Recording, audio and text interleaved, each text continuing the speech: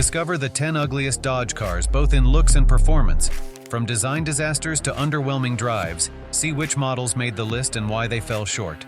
Ford introduces Mustang 2, the right car at the right time. Number 10. 1982. Charger. You heard that right? There was indeed a compact Dodge Charger. With a paltry 82 horsepower, the Omni-based Charger was a miniature version of the original. The design was hatchback-based like most of the compact cars from the era. This Charger was a far cry from the muscle car of the past. The hatchback design was similar to other vehicles that were on the market. The compact Dodge Charger might seem like a far cry from the muscle car heritage, but there were some positives.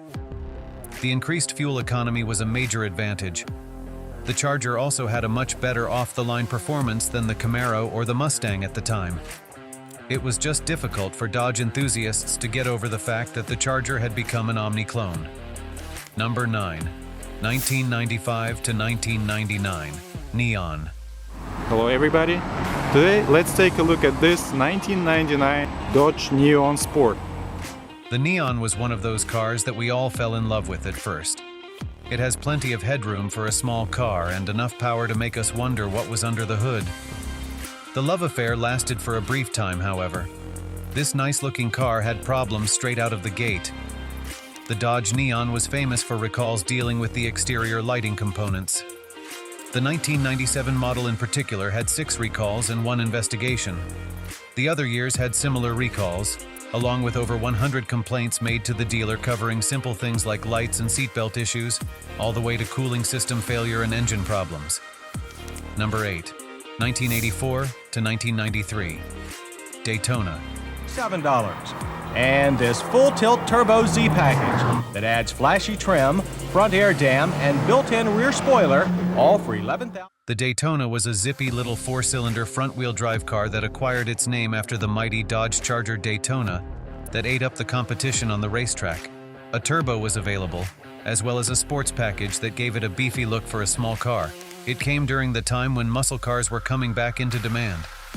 The problem was that the Dodge Daytona had numerous issues with fuel delivery and seat anchors breaking off. The 1985 model had 4 recalls and 5 investigations into the issues. All the years listed had similar problems, as well as ball joint problems that could cause a tire to outperform the car by launching off into oncoming traffic. Number 7. 1978 to 1983. Challenger.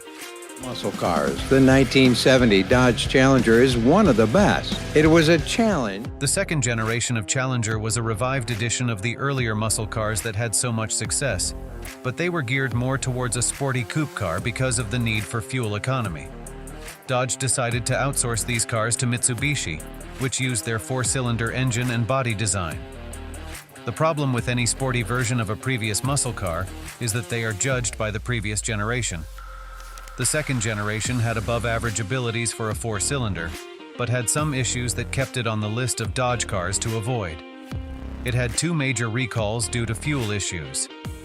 The mechanical fuel pumps had a habit of leaking fuel, causing an engine fire that could light up the sky. Number 6. 2009, 2012, 2015, 2019 Journey. The Dodge Journey is a 3-row midsize SUV that was priced to sell. The starting price was thousands below any of the competitors. It became one of the best-selling SUVs of the time and accounted for almost half of the sales for Dodge. Reading reviews and test driving one of these rides would make us want to jump into it and drive away. That is where the problems began. The more that the Dodge Journey aged, the more problems that it had. Electrical issues inside and out. Engine problems, suspension issues, just to name a few. There have been 8 recalls and 1 investigation on the 2009 model, and most of the others listed here had the same problems. Number 4. 2007 to 2012 Caliber. The Caliber was Dodge's replacement for the Neon, which was discontinued. It became one of the cheapest options available for the car brand, so consumers gobbled it up without hesitation. It has a stylish look that only Dodge can accomplish, and it was built better than its predecessor. Unfortunately, All the people who rushed out to buy the Dodge Caliber soon found out that the drivetrain was sluggish and unresponsive. If speed is an aspect that is enjoyed, the fact that the ABS module would fault out causing random loss of control would give a high-powered adrenaline rush. Overall, the Caliber had 4 recalls and 1 investigation, along with pages of owner complaints. Number 3. 2007 to 2012 Nitro. Once again, Dodge has designed a unique-looking vehicle with stylish lines and a spacious interior with lots of storage and plenty of visual open space. The look is mean, the ride is smooth, and inside the cab is quiet and peaceful. That is where the good ends, though. The 2007 Dodge Nitro has had 8 recalls and 3 investigations. There were numerous issues with the airbags and the shrapnel that would shoot out during an accident. The ABS module had a couple of different issues as well as the powertrain modules. Both could cause an accident, but random engine stalling was the final flaw that could send the occupants into oncoming traffic. Number 2. 2004 to 2009, 2016, 2018, Durango. The Durango blasted onto the car scene in 1998. It is an SUV that was based on the frame of a Dakota. It can hold up to 8 people comfortably. The second generation of the Durango was longer, wider, and had suspension upgrades to offer a smoother ride with the ability to play off-road without bouncing around.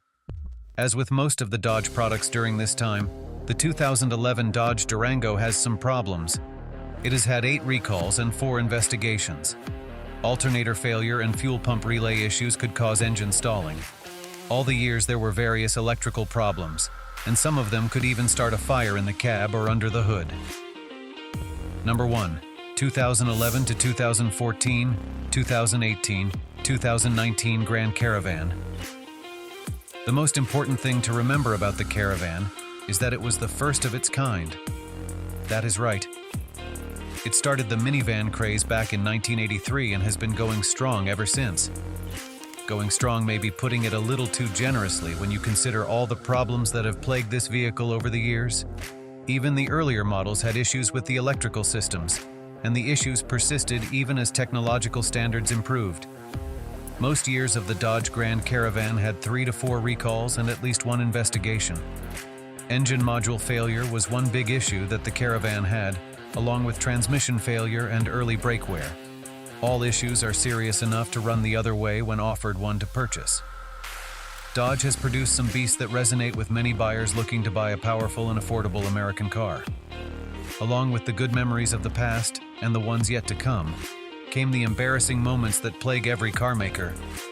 Dodge has had its share of embarrassing moments, but when they bring on a wow moment, the bad is quickly forgotten. All cars have recalls sometime during their lives. All cars have their own little quirks that we all have learned to deal with. When the model has more problems than not, though, it is time to move them to the junkyard and move on to other, more reliable cars.